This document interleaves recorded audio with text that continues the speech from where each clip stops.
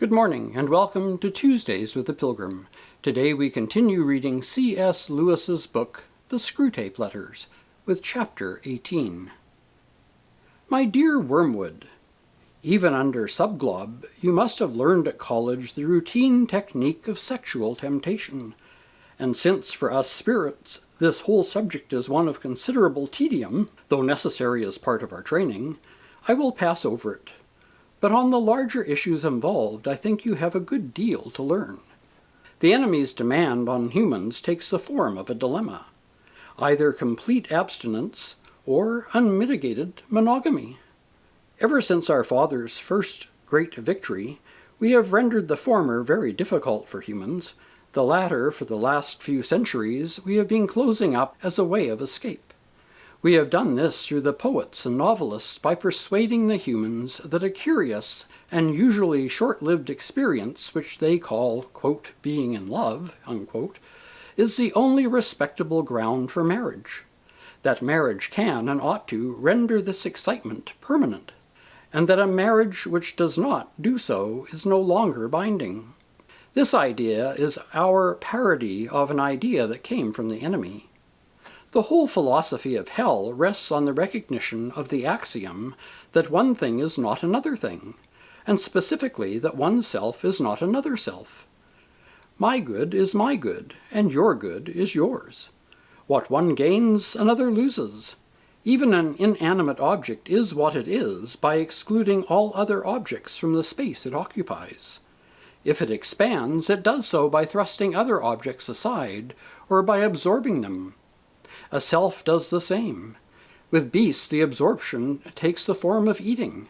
For us, it means the sucking of will and freedom out of the weaker self into a stronger. To be means to be in competition. Now, the enemy's philosophy is nothing more or less than one continued attempt to evade this very obvious truth.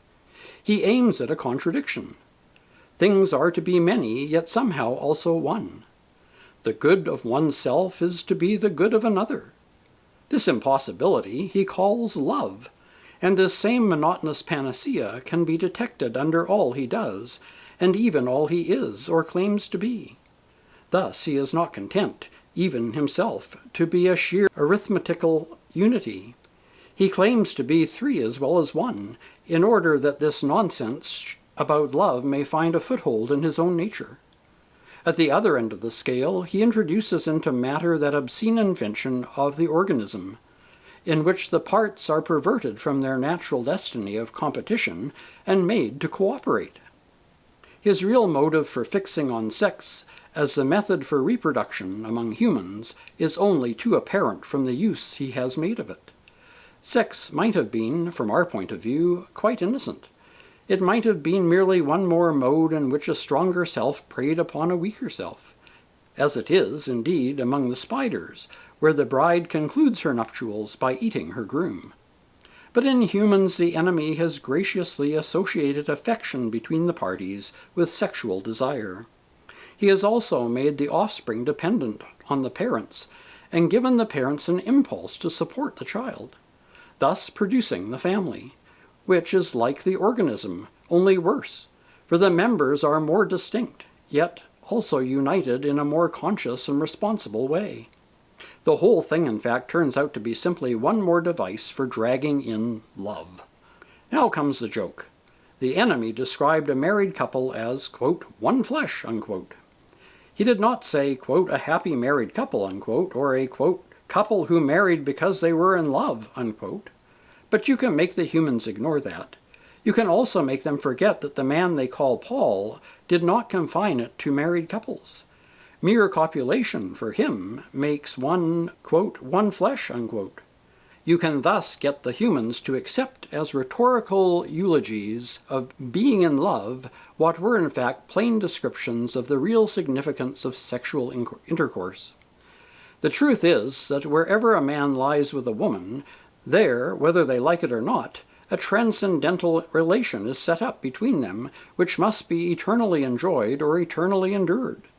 From the true statement that this transcendental relation was intended to produce, and if obediently entered into, too often will produce, affection, and the family, humans can be made to infer the false belief that the blend of affection, fear, and desire, which they call, quote, being in love, unquote, is the only thing that makes marriage either happy or holy.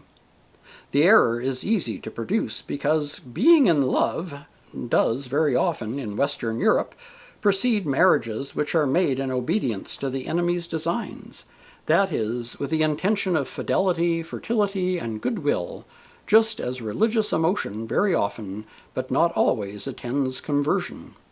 In other words, the humans are to be encouraged to regard as the basis for marriage a highly colored and distorted version of something the enemy really promises as its result. Two advantages follow. In the first place, humans who have not the gift of continence can be deterred from seeking marriage as a solution because they do not find themselves, quote, in love, unquote. And, thanks to us, the idea of marrying with any other motive seems to them low and cynical. Yes, they think that. They regard the intention of loyalty to a partnership for mutual help, for the preservation of chastity, and for the transmission of life as something lower than a storm of emotion. Don't neglect to make your man think that the marriage service is very offensive. In the second place, any sexual infatuation whatever, so long as it intends marriage, will be regarded as, quote, love, and, quote, love will be held to excuse a man from all the guilt, and to protect him from all the consequences of marrying a heathen, a fool, or a wanton. But more of that in my next. Your affectionate uncle, Screwtape. And that's the end of Chapter 18. Next week we'll continue with Chapter 19. Until then, take care, stay safe, and God bless.